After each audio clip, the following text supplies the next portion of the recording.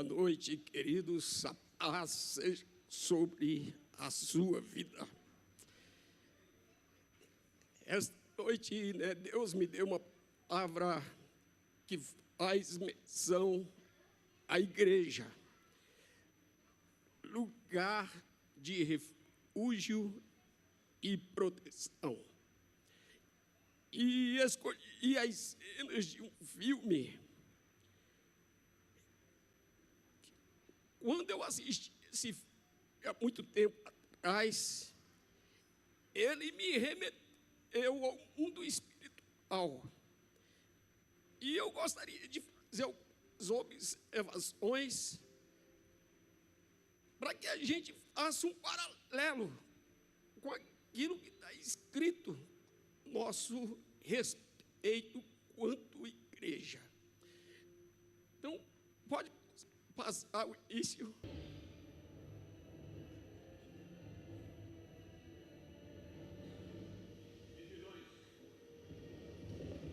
Meus irmãos de espada, prefiro lutar ao soldado de qualquer exército de milhares. Que nenhum homem esqueça como somos ameaçadores. Somos leões! Sabem o que está lá? Esperando? Além daquela praia? A imortalidade. Pegue-na! É de vocês!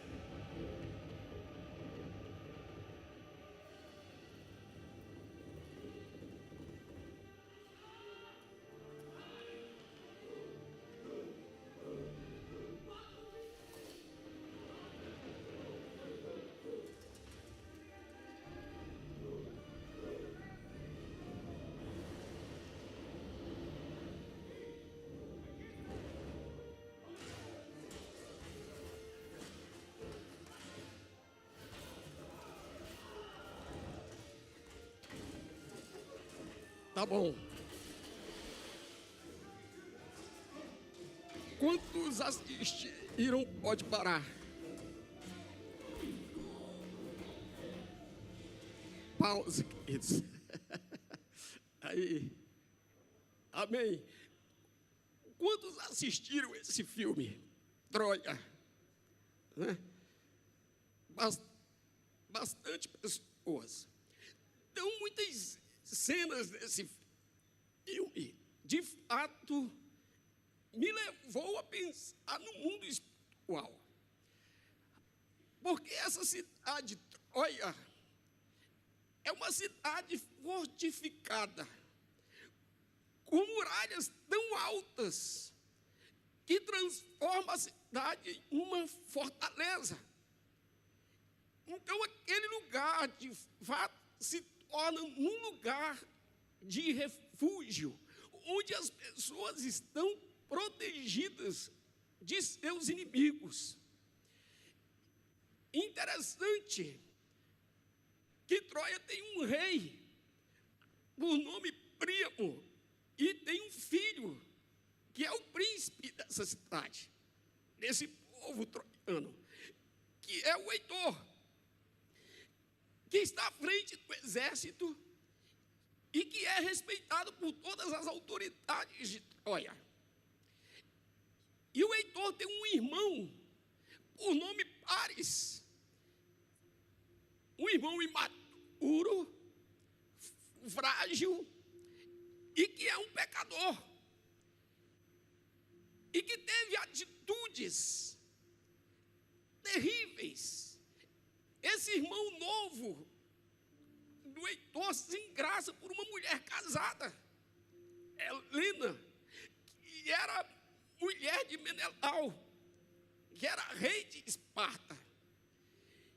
E ele acaba se apaixonando por essa mulher e foge com essa mulher. E essa atitude desse garoto, desse jovem, leva a essa guerra. E, consequentemente, a destruição de Troia.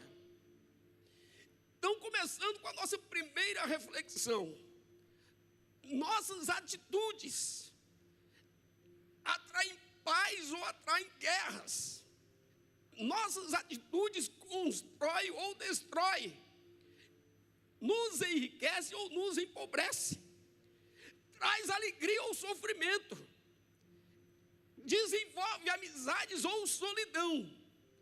Uma pequena atitude de um jovem imaturo leva a uma guerra de povos e a destruição de um povo e de uma cidade fortificada. Então você imagine o primo que é o rei de Troia. Imagine como a figura de Deus Pai. Imagine o Heitor, que é o príncipe de Troia, como a figura de Jesus.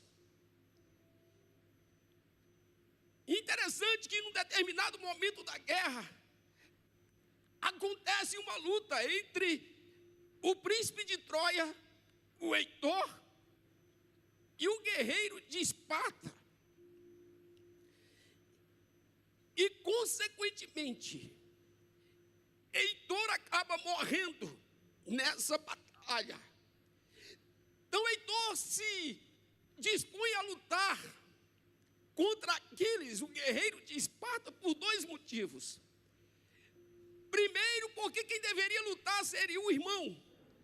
Mas o irmão não tinha condições de lutar, porque era frágil, não tinha experiência de guerra, não tinha experiência de luta. Então Heitor se dispõe a lutar fora das muralhas da cidade, fora das fortalezas de Troia, com esse guerreiro. E o Heitor acaba morrendo. Morreu por dois motivos: em defesa do irmão e em defesa de Troia, o seu povo.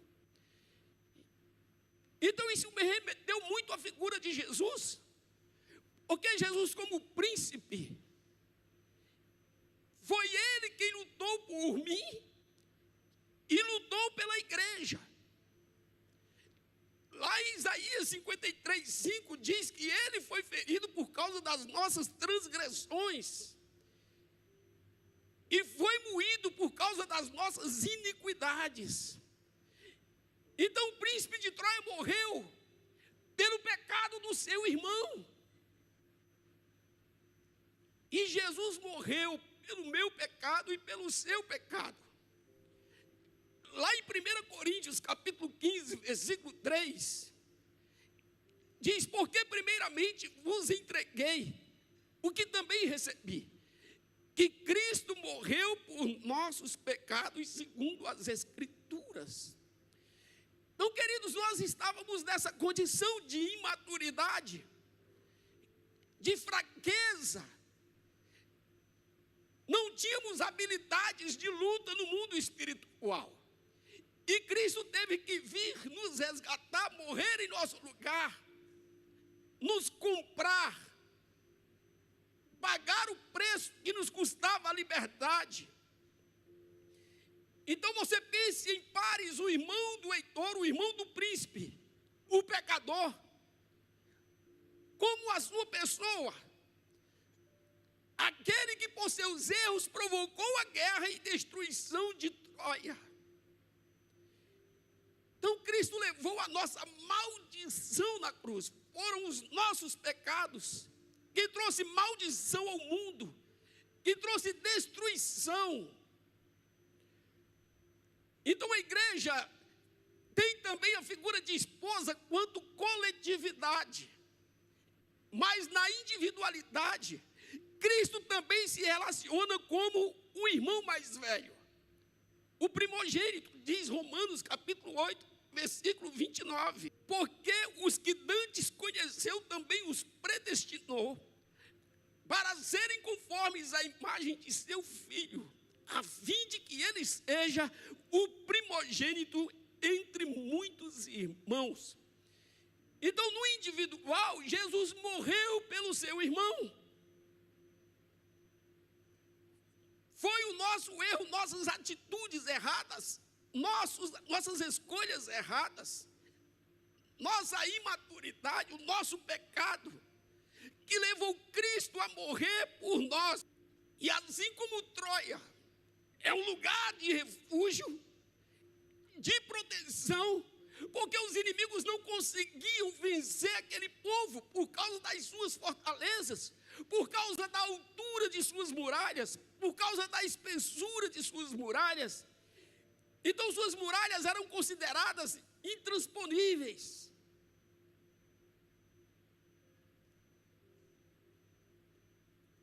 A igreja também, irmãos, está nessa posição de um lugar de refúgio, um lugar de proteção. Por isso que está escrito: aquele que nasceu de Deus, o diabo não lhe toca. Por quê? Porque existe uma grande muralha de proteção, e essa muralha se chama Cristo. Uma muralha intransponível. O inimigo chega nela e não tem como avançar. Então, se nossa vida está escondida em Cristo, nós estamos protegidos quanto igreja, no lugar de refúgio e de proteção.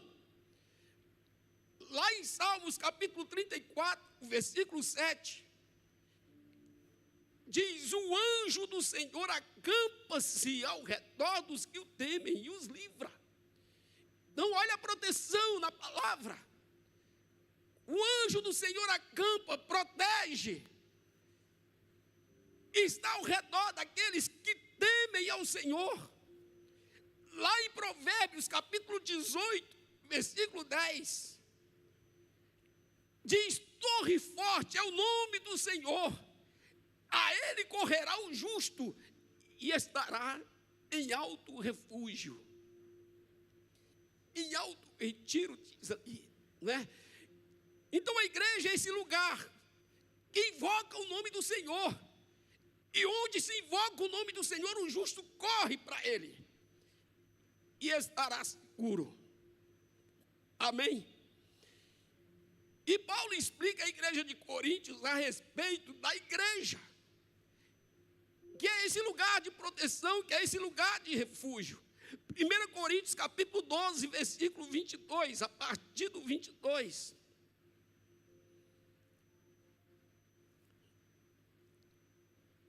Primeira Coríntios 12, 22.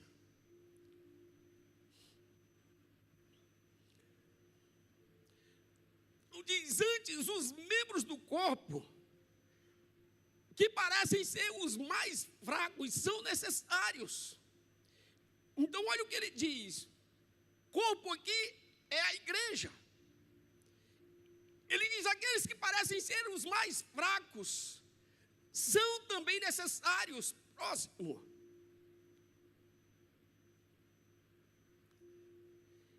E os que reputamos serem menos honrosos no corpo, na igreja, a esses honramos muito mais. E aos que em nós são menos decorosos, são menos dignos, damos muito mais honra. Ou seja, na igreja, tanto aquele irmão que é pequeno como aquele que é grande, em dignidade, em honra, em questões culturais, de conhecimento financeiro, os menos decorosos recebem honra, tanto aqueles que também estão num nível maior. Próximo versículo diz: porque os que em nós são mais honestos não têm necessidade disso, mas Deus assim formou o corpo, a igreja, dando muito mais honra ao que tinha falta dela. Então quem tinha falta de honra, Deus criou a igreja para que você também pudesse ser honrado, e todos serem honrados de igual forma. Próximo. Para que não haja divisão no corpo, mas antes tenham os membros igual cuidado uns dos outros, igual cuidado uns dos outros. Isso se chama proteção. Próximo. De maneira que se um membro padece, todos os membros padecem com ele. É assim a igreja, queridos. E se um membro é honrado, todos os membros se regozijam, se alegram com ele. Então a igreja é esse lugar de proteção. Se você está vivendo um problema, todos se juntam ao seu problema, orando por você, buscando em Deus uma resposta para o seu problema. E se você é honrado, se você é abençoado, se de alguma maneira você se dá bem em alguma área, todos se alegram com o seu sucesso, todos se alegram com o seu crescimento. Então a igreja é isso, todos são importantes, desde os simples até aqueles que são mais nobres. Todos são honrados por serem de Cristo. Lá em Atos capítulo 2, versículo 44, diz: e todos os que criam estavam juntos e tinham tudo em comum. Todos os que criam estavam juntos e tinham tudo em comum. Isso é refúgio e proteção. Repete comigo isso. A igreja é um lugar de refúgio e proteção. Então, voltando ao filme, depois que o príncipe Heitor morreu, a guerra acabou? Não, a guerra continua. Da mesma maneira, Jesus, depois que morreu pela igreja, a guerra também não acabou, a guerra continua. E você conhece a história. Depois da ascensão de Jesus, as lutas que os apóstolos enfrentaram, nós temos aquele episódio de Pedro em Atos, capítulo 12, versículo 1, que fala de um momento tenso que eles estavam vivendo. Jesus já tinha subido para o Pai, não estava mais ali em corpo presente com eles. E diz o texto: e por aquele mesmo tempo o rei Herodes estendeu as mãos sobre alguns da igreja para os maltratar, e matou a espada Tiago, irmão de João. E vendo que isso agradara os judeus, continuou mandando prender também a Pedro. E eram os dias dos ázimos.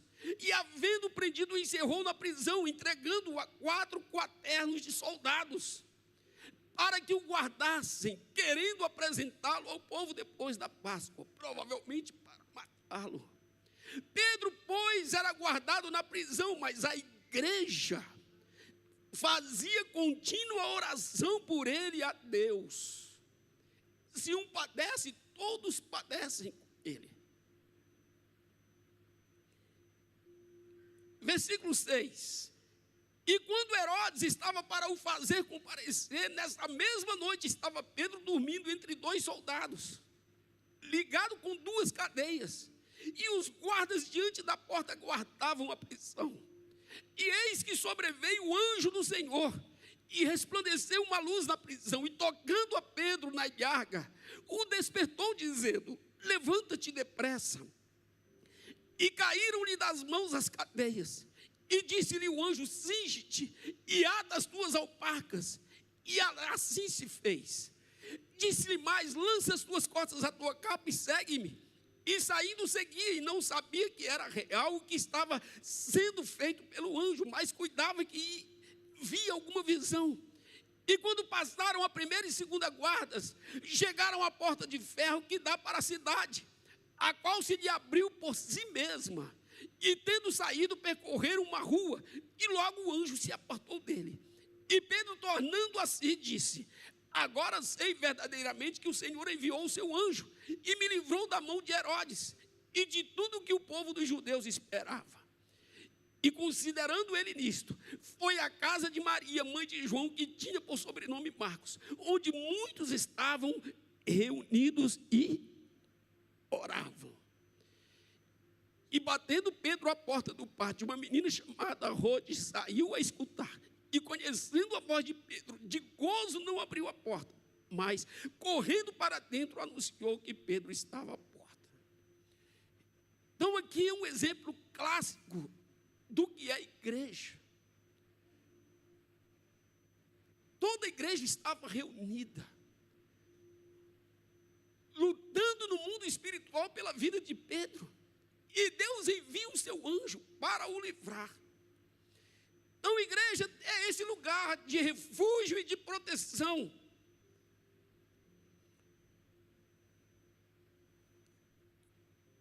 E voltando ao filme em Troia, depois que o príncipe morre, o Heitor, a guerra continua. E eles continuam protegidos pelas muralhas, pela valentia de seus guerreiros.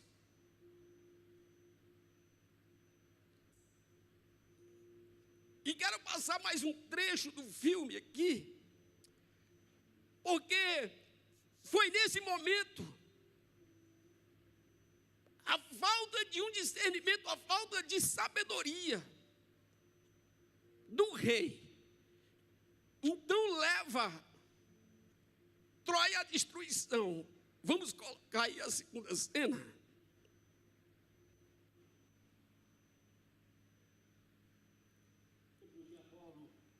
E Apolo lhes profanou a carne. Acharam que viriam e saqueariam nossa cidade em um dia. Agora veja, cruzam rápido o Egeu. O que é isso? Uma oferenda a Poseidon. Os gregos estão rezando por uma volta segura para casa. Espero que o Deus do mar cuspa nas oferendas deles. Que todos se afoguem no fundo do mar. É um presente. Devemos levá-lo para um templo de Poseidon.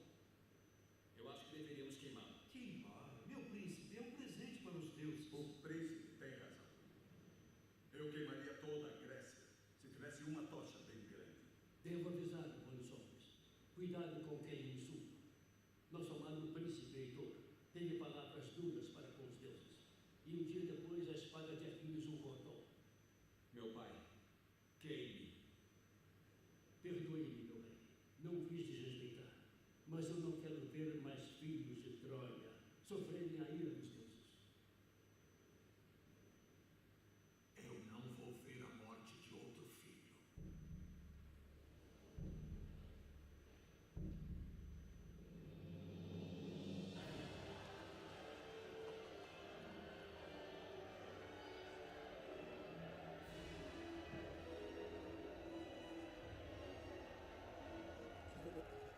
Tá bacana.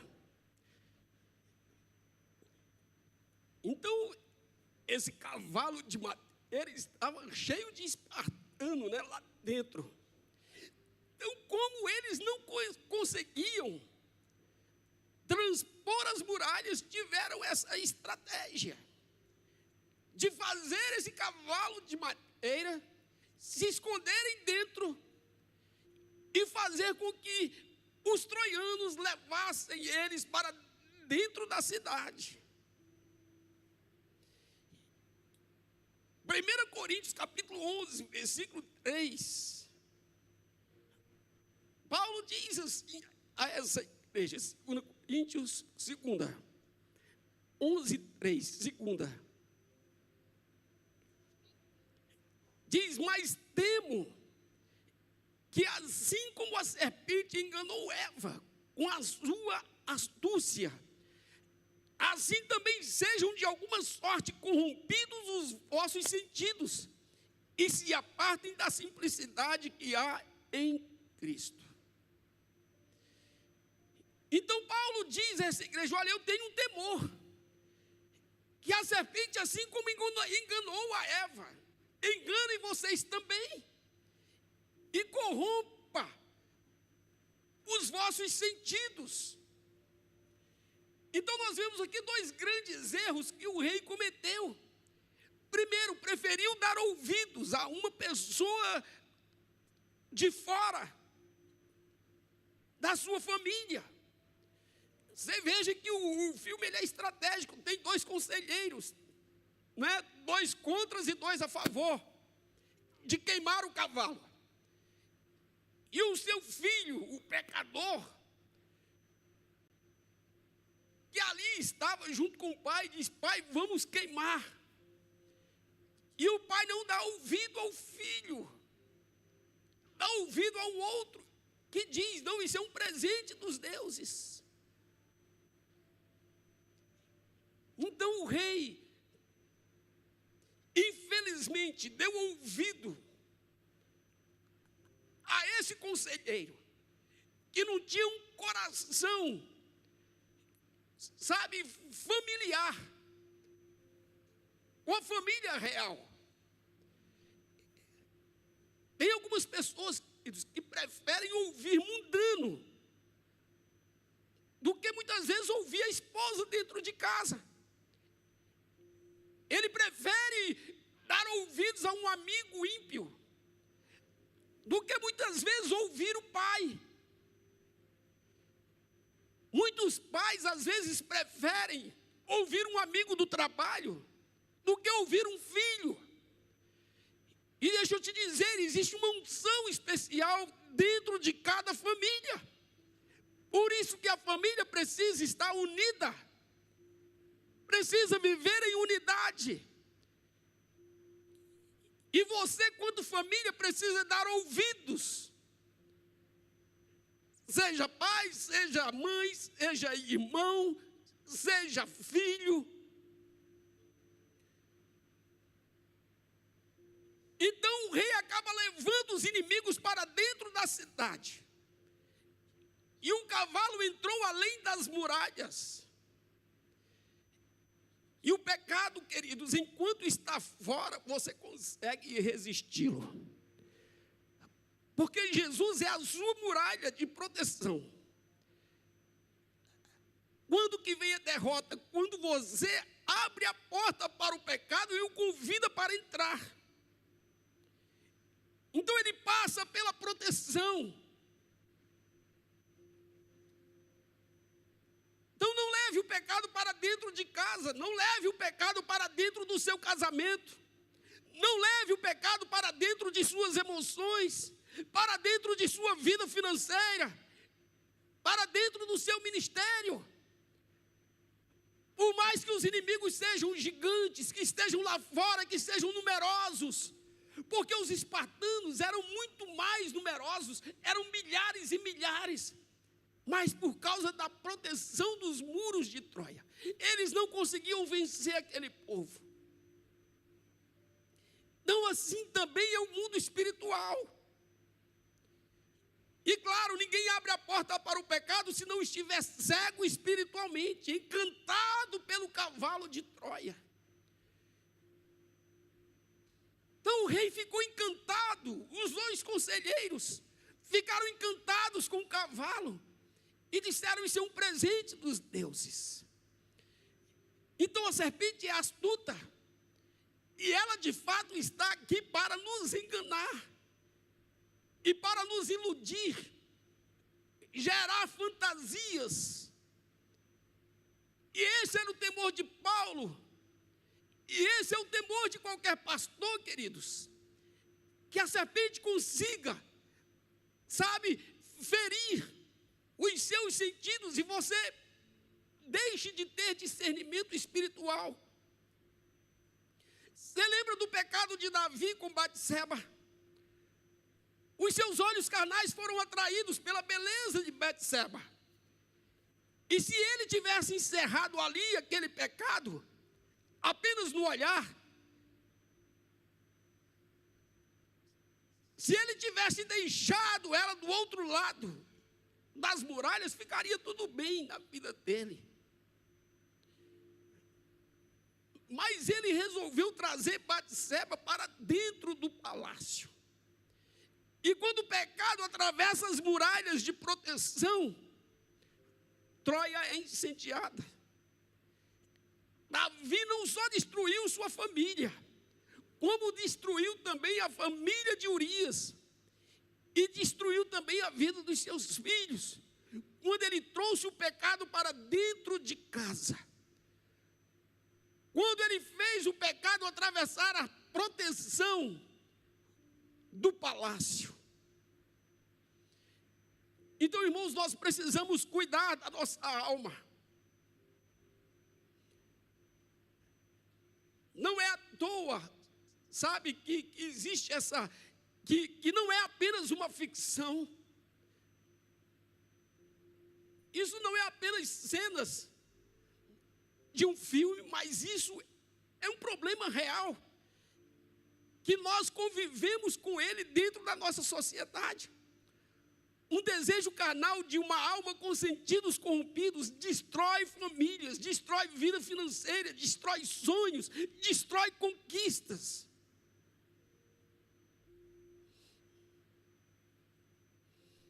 Então, por que eu estou dizendo tudo isso e fazendo essa referência com esse filme? Porque existem 3 coisas que Jesus deixou claro.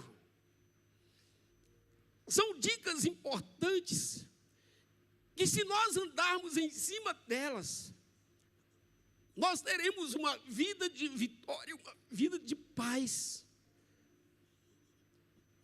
uma vida de colheita, porque semeamos.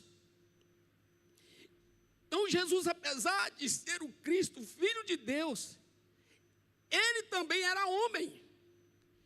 Jesus também tinha uma alma, que tinha sentimentos, que tinha desejos. Jesus também tinha suas guerras interiores, ele também sofria. Mateus capítulo 8, versículo 20. Jesus, ele diz assim: as raposas têm covis, e as aves do céu têm ninhos, mas o Filho do Homem não tem onde reclinar a cabeça. Então Jesus, quanto homem, ele estava dizendo que ele não tinha um lugar certo para repousar, para descansar. Então uma pessoa, queridos, que não tem onde reclinar a cabeça, precisa ter um lugar de refúgio, para que sua alma tenha equilíbrio, para que sua alma permaneça curada, para que suas emoções continuem no lugar certo. Como homem, Jesus também tinha uma cidade de refúgio. Assim como os troianos tinham o seu lugar protegido, assim como a igreja também é um lugar de proteção, um lugar de refúgio. Sabe, nas nossas relações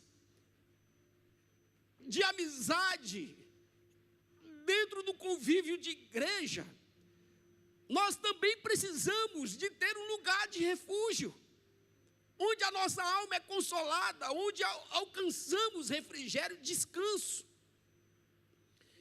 Então Jesus, ele tinha esse lugar, um lugar de refúgio.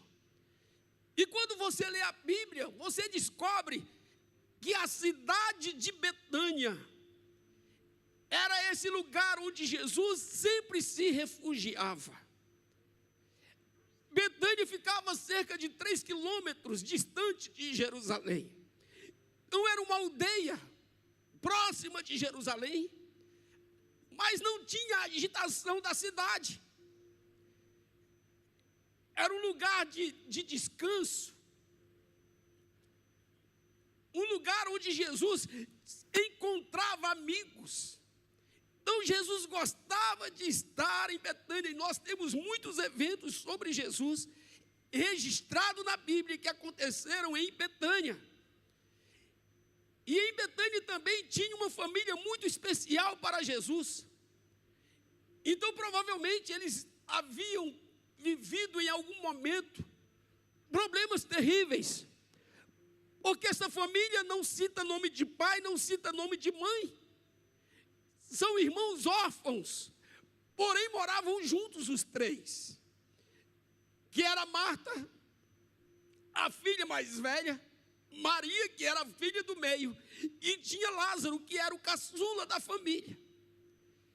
E cada uma dessas pessoas tinha algo especial que atraía Jesus a eles. O que atraía Jesus em Lázaro era o relacionamento de amor. João capítulo 11, versículo 3. Lázaro estava enfermo, e suas irmãs então mandam um recado para Jesus. Mandaram-lhe, pois, suas irmãs dizer ao Senhor: eis que está enfermo aquele que tu amas. Jesus tinha um relacionamento com Lázaro, de uma amizade muito forte, tinha um relacionamento de amor. Então, irmãos, ter amigos, ter pessoas que te amam, isso te faz muito bem e é um refúgio para a sua alma. Você precisa ter pessoas que te amam, porque amor é uma linguagem do reino de Deus. Nós somos seres profundamente relacionais. Desde os nossos primeiros dias de vida, o cérebro humano, ele é moldado pelo afeto. Então, contato com pessoas que demonstram, genuíno cuidado com você. Isso ativa o sistema neurológico, principalmente a área associada com segurança, confiança. Então, uma criança recém-nascida, ela precisa se sentir segura, ela precisa ter confiança nos pais, nas pessoas que cuidam dela. E como ela adquire essa saúde emocional? Quando é demonstrado o amor. Então, nós já nascemos dependendo de ser amado. Então, busque relacionamentos de amor para a sua vida, de pessoas que gostam de você, de pessoas que amam você.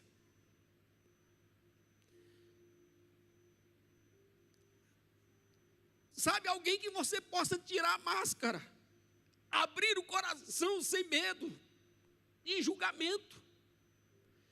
E às vezes a gente vive num medo tão grande de nos expor, e você não está errado quanto a isso, porque você não pode abrir sua vida com qualquer pessoa. Você abre a sua vida com quem te ama.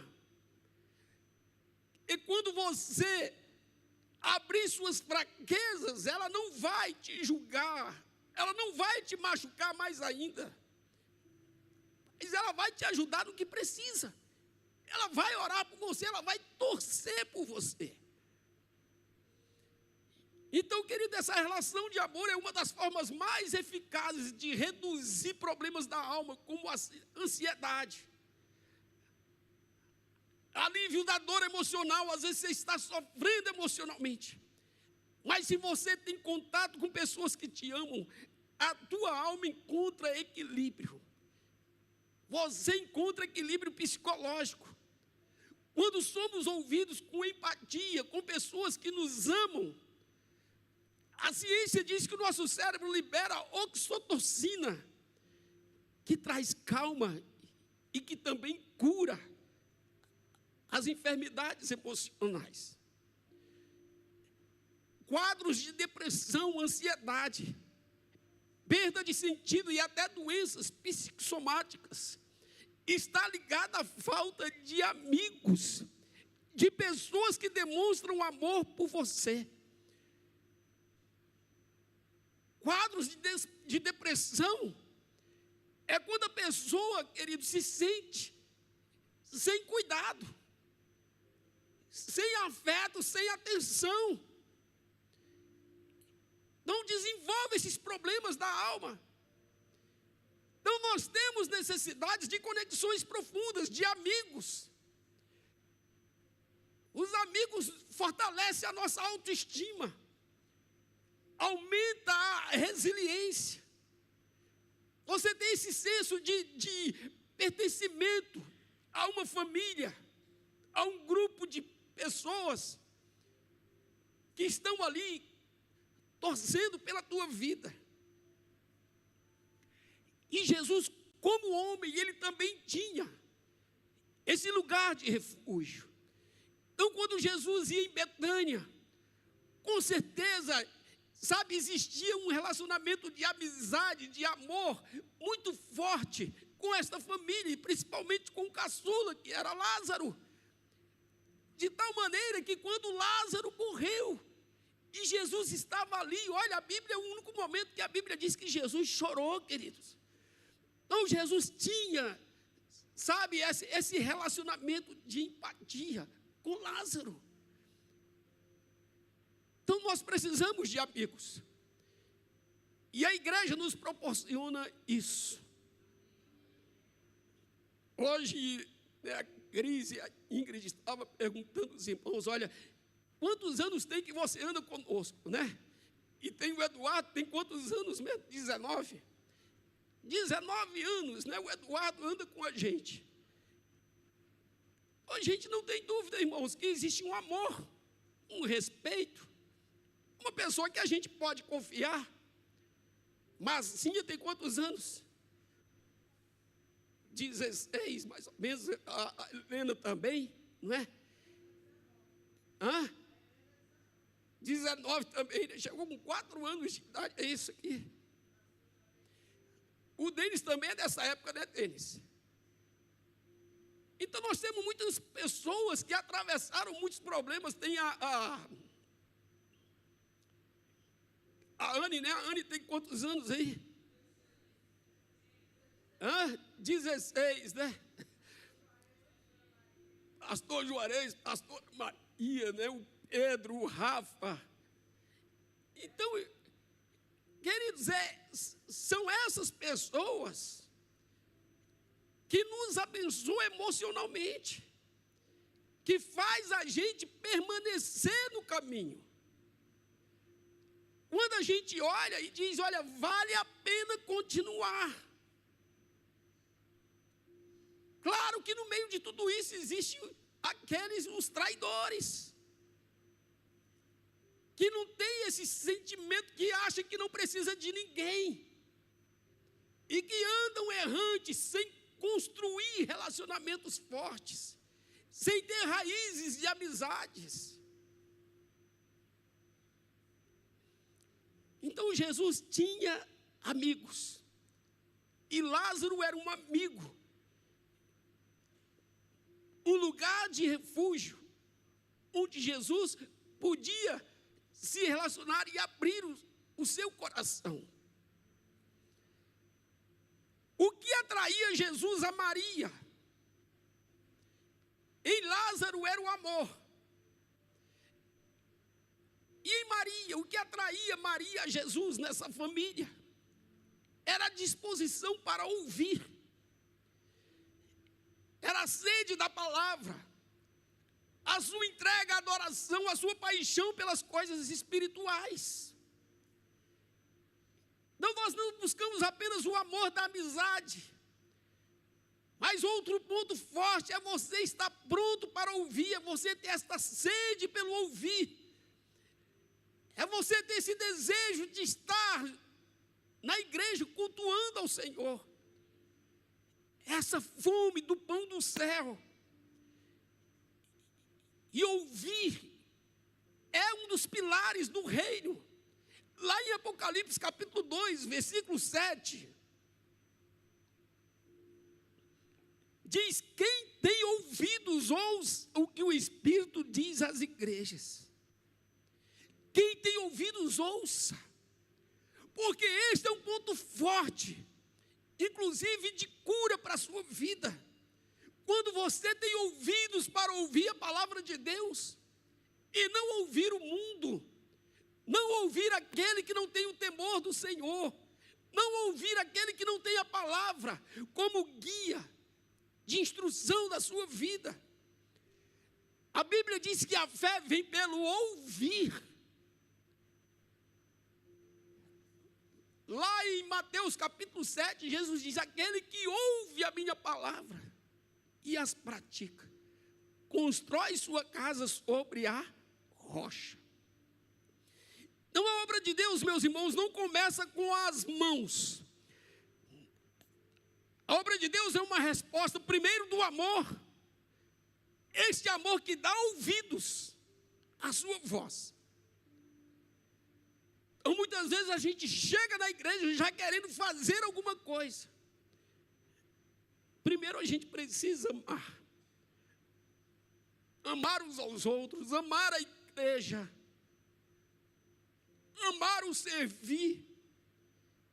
E depois que você passa a amar, você passa a ouvir e a obedecer. E com certeza isso te resulta no fazer. Porque tudo que eu faço sem amor, isso tem data de validade. Isso não permanece. Só permanece aquilo que você faz por amor. Então isso era o que atraía Jesus em Maria. João capítulo 12, a partir do versículo 1, diz: foi, pois, Jesus 6 dias antes da Páscoa, onde há Betânia, onde estava Lázaro, que falecera. Então é que ele já havia ressuscitado a Lázaro. Versículo 2: fizeram-lhe, pois, ali uma ceia, e Marta servia. Marta estava novamente servindo aqui, e Lázaro era um dos que estavam à mesa com ele, com Jesus. Então Maria, tomando um arrátel de unguento de nardo puro, de muito preço, ungiu os pés de Jesus e enxugou-lhe os pés com os seus cabelos, e encheu-se a casa do cheiro do unguento. Não veja que Maria, enquanto Lázaro estava na mesa, se relacionando com Jesus, Maria já tem uma atitude de entrega, de adoração. Ela chega e já derrama um perfume muito caro aos pés de Jesus e começa a enxugar com os seus cabelos. E essa atitude de Maria, essa prontidão em adorar, isso atraía Jesus a essa casa, a esta família. Versículo 4 diz: então um dos seus discípulos, Judas Iscariotes, filho de Simão, que havia de traí-lo, disse: por que não se vendeu este unguento por 300 dinheiros e não se deu aos pobres? Ora, ele disse isto não pelo cuidado que tivesse dos pobres, mas porque era ladrão e tinha bolsa, e tirava o que ali se lançava. Disse, pois, Jesus: deixai-a, para o dia da minha sepultura guardou isto. Então Jesus disse: olha, deixe ela ser o que ela é, porque isso que ela está fazendo é profético. Ela não faz outra coisa senão anunciar a minha morte. Jesus diz: porque os pobres sempre os tendes convosco, mas a mim nem sempre me tendes. Então Maria era uma mulher de oração, conectada com o mundo espiritual, ligada em 220. Então, irmãos, tu quer vitória, tu tem que pegar esse código aqui. Como diz Pablo Marçal, pegou a senha. Essa entrega, essa prontidão em ouvir, em adorar. Então Maria era o refrigério para Jesus. Enquanto do lado ele tinha um traidor, que se disfarçava de bondade. Porque nós não pegamos o dinheiro desse perfume e não vamos fazer obra social. Jesus, deixe isso. Tem gente, querido, deixa eu te falar uma verdade, tem gente que pega o dízimo e vai fazer obra social, acreditando que está fazendo uma boa obra. É um ladrão disfarçado de bondade.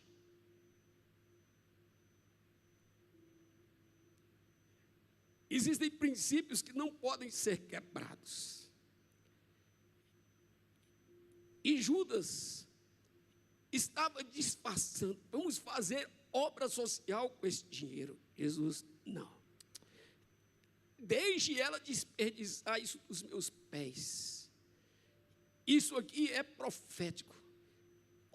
Tem pobre para todo lado. Você pode ajudar os pobres quando você quiser, em qualquer esquina. Mas esse momento não é momento para isso.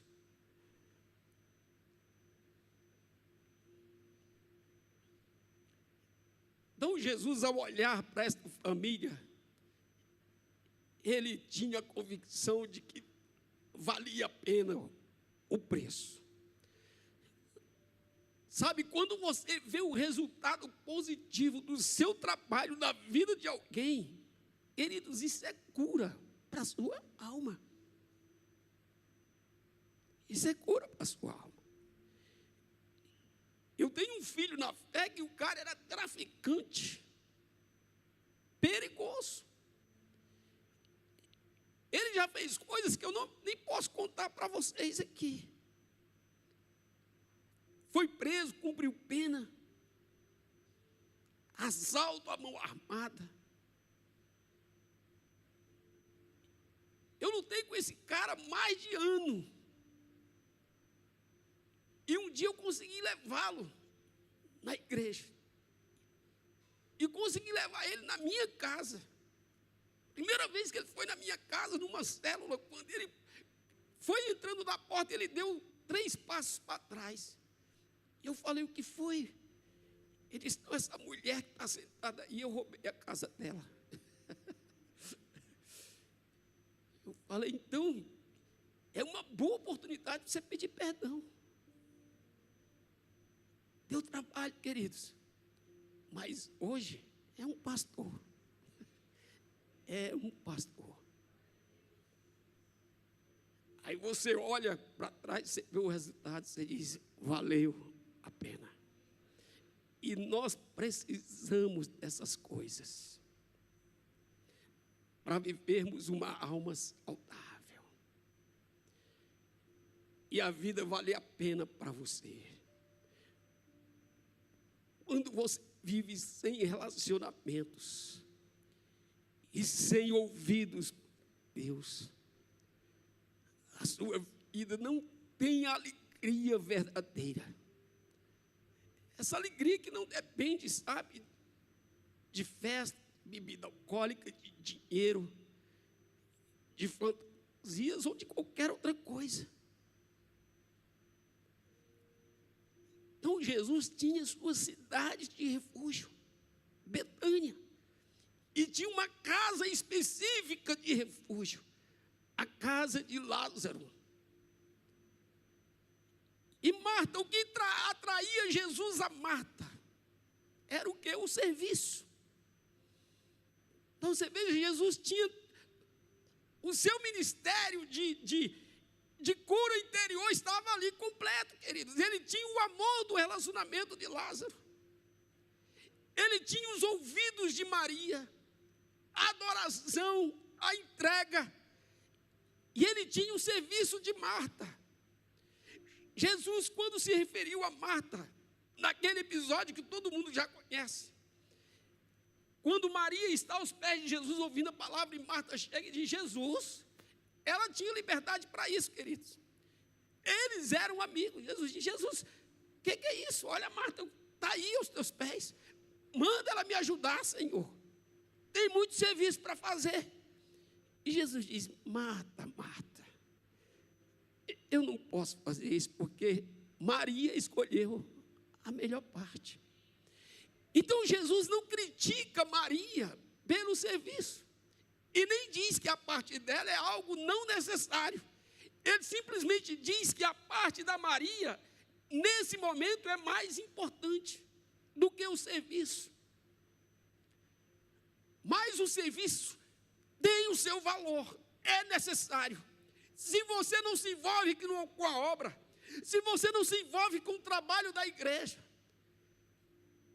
queridos, falta-te algo muito importante, porque trabalho é um dos fundamentos do reino de Deus. Ninguém foi chamado para ficar assentado numa cadeira apenas ouvindo, apenas se alimentando, apenas enchendo os seus celeiros. João capítulo 5, versículo 16, diz assim, por esta causa os judeus perseguiram a Jesus e procuravam matá-lo, porque fazia estas coisas no sábado. E Jesus lhes respondeu, meu Pai trabalha até agora e eu também. Então trabalho é um dos fundamentos do reino. Amor é fundamento do reino. Ouvir a palavra e obedecer é fundamento do reino. Trabalho é fundamento do reino. Então, o que atraía Jesus a Betânia? Uma família onde ele tinha amor, tinha ouvidos e tinha trabalho. Quando você olha para João capítulo 3, versículo 16, a Bíblia diz, porque Deus amou o mundo, então o amor é fundamento necessário. É fundamento. Deus amou o mundo de tal maneira que deu o seu Filho unigênito. Romanos capítulo 5, versículo 8. Diz, mas Deus prova o seu amor para conosco, em que Cristo morreu por nós, sendo nós ainda pecadores. Então o reino não se move se não for por amor. Então desde criança nós necessitamos de amor. Quando somos cuidados, quando recebemos palavras de afeto.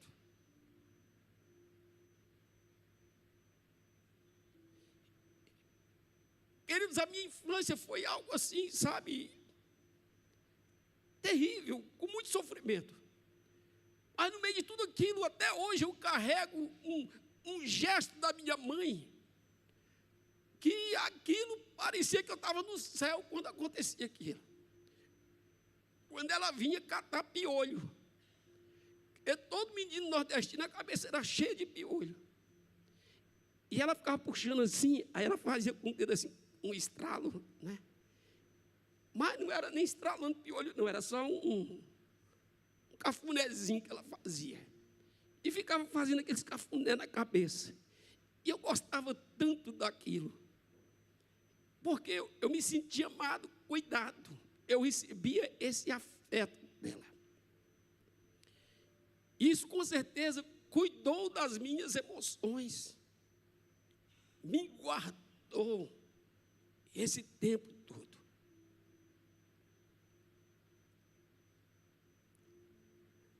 Ouvir é fundamento do reino. Lucas capítulo 11, versículo 28. Lucas 11, 28, os irmãos podem vir, nós estamos encerrando. Mas ele disse, antes bem-aventurados os que ouvem a palavra de Deus e aguardam. Então são felizes as pessoas que ouvem. Ouvir te traz felicidade. Ouvir te traz segurança.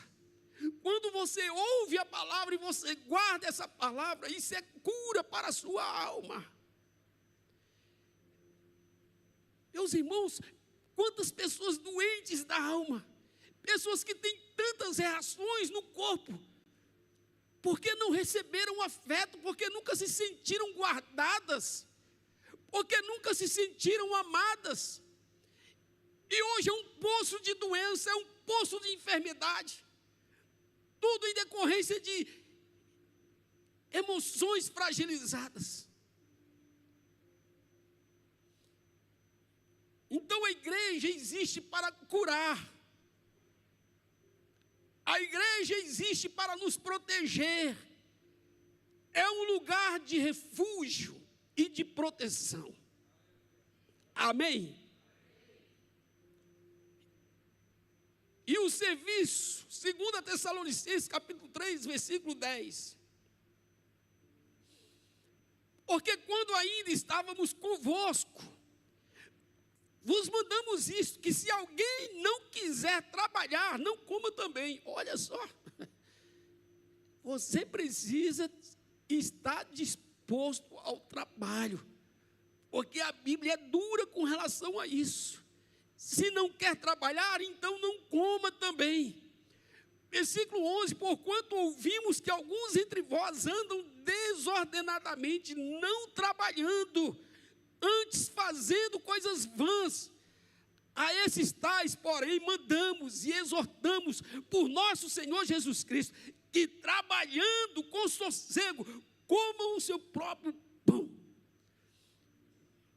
Então, o crente precisa trabalhar, porque trabalho faz parte do reino. Todos nós precisamos ser Marta, todos nós precisamos ser Maria, todos nós precisamos ser Lázaros.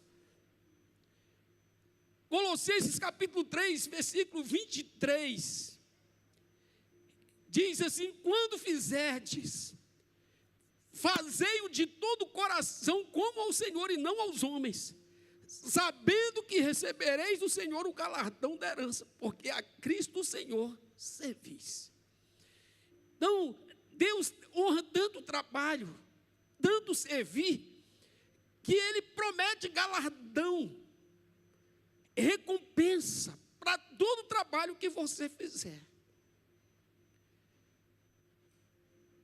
Então, Betânia era o lugar de refúgio de Jesus. Ele sempre passava por Betânia. Era o lugar de refrigério da sua alma. E principalmente desta família. Porque nesta família ele encontrava amor, encontrava ouvidos e encontrava trabalho. E para finalizar, Jesus escolhe um lugar para as suas últimas palavras aos discípulos.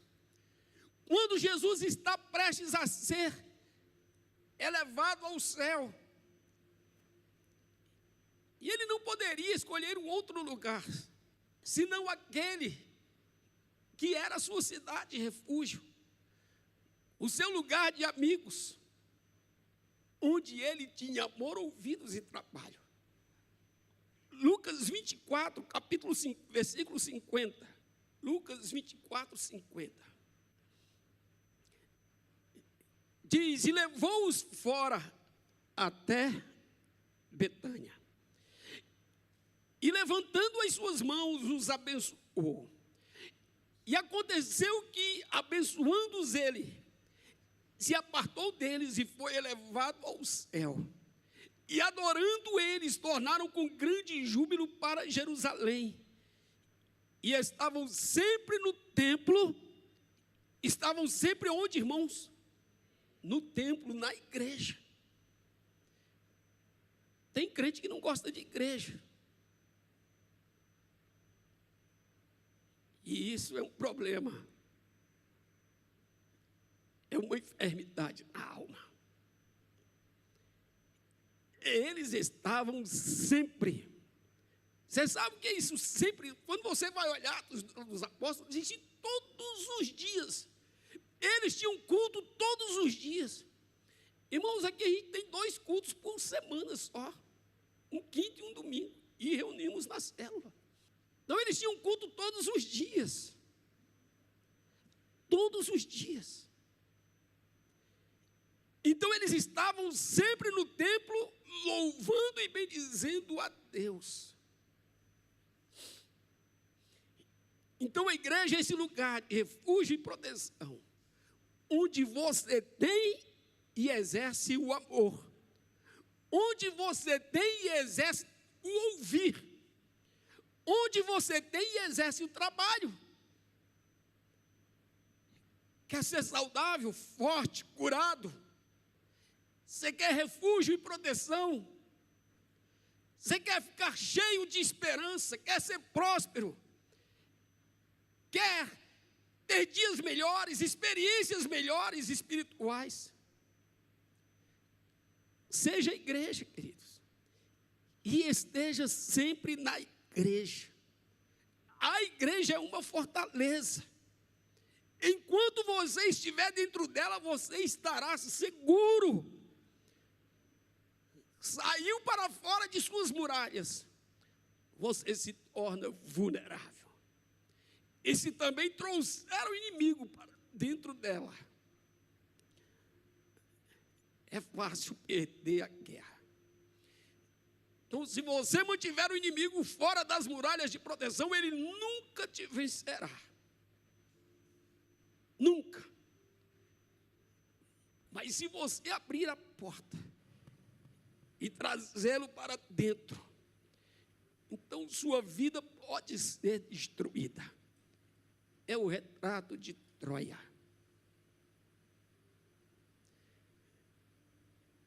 Então que você receba essa palavra. Você precisa de amor, você precisa de amigos sinceros. Você precisa de pessoas que te amam. Você precisa ouvir a palavra para ter uma vida espiritual saudável.